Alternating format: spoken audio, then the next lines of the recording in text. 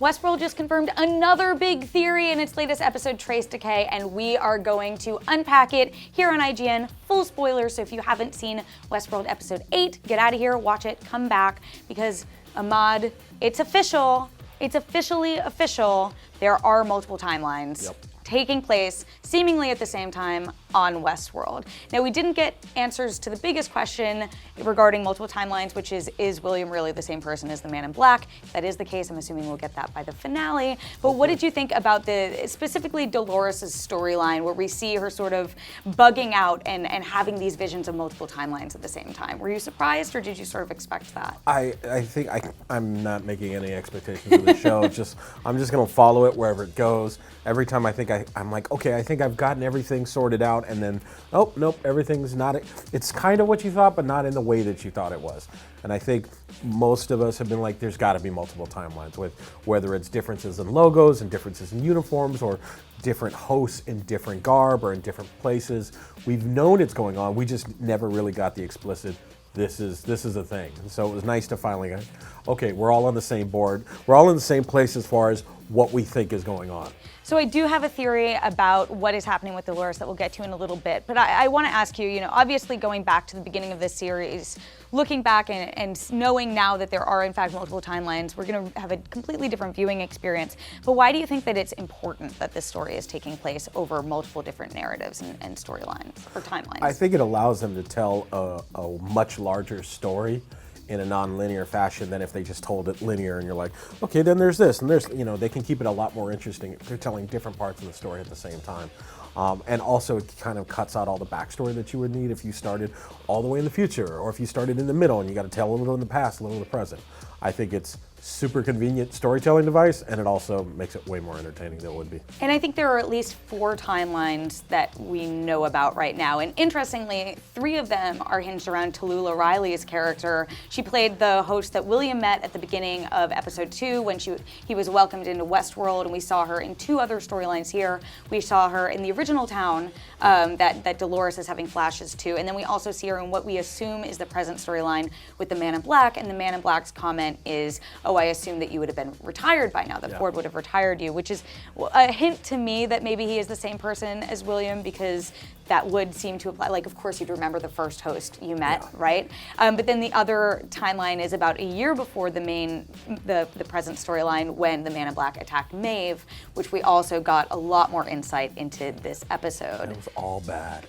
Just terrible things. I was like, I thought that was so interesting, finding out basically, like, we find out the Man in Black's backstory, again, not confirming the theory that he is William, not giving us his name still, but really getting insight into Maeve through his storyline. I thought was really fascinating. But my theory about Dolores, okay, so we see her bugging out.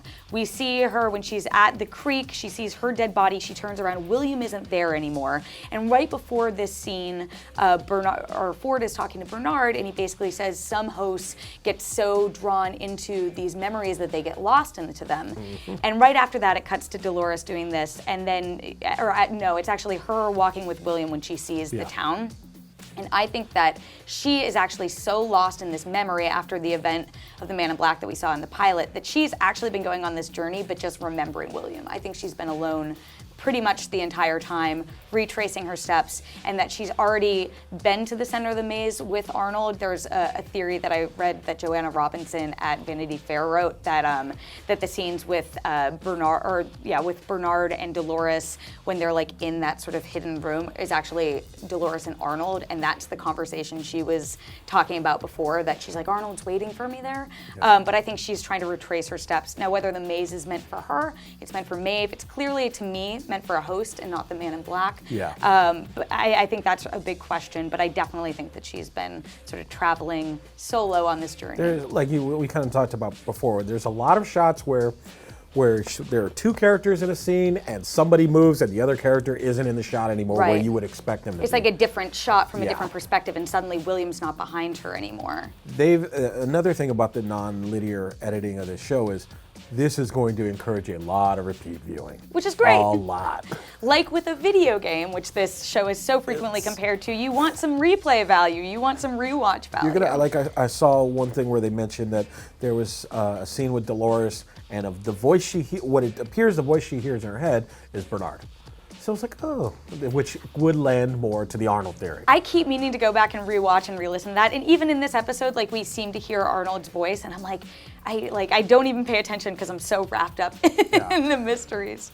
I think once the last episode happens, I think a lot of people are either going to start all the way at the beginning, which I might do, or go back 1 or 2 episodes for kind of more recent stuff. But there's multiple layers here, and it's so far it's been pretty interesting. Well, we have plenty of time to rewatch because while Westworld has been renewed for season 2, it's expected that it won't air until 2018. Thanks, so HBO. plenty of time to stew on the final 2 episodes.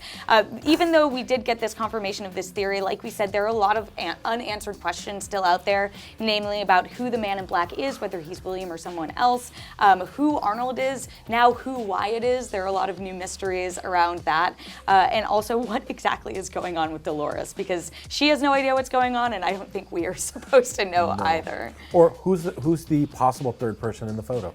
Right. Is Bernard actually not able to see a third person in the photo because it's definitely framed like there's 3 people in there? Well, in this and who's the person who's supposed to be Arnold in that photo? In this episode, we did see him erase a photograph from his own memory, so I'm sure that happened again in that photo. I'm really looking forward to whatever we find out in these next 2 episodes. I'm guessing we're going to get some big answers to big theories. So make sure to keep it here at IGN for all your Westworld needs and for all your TV and theory needs in general. All that stuff.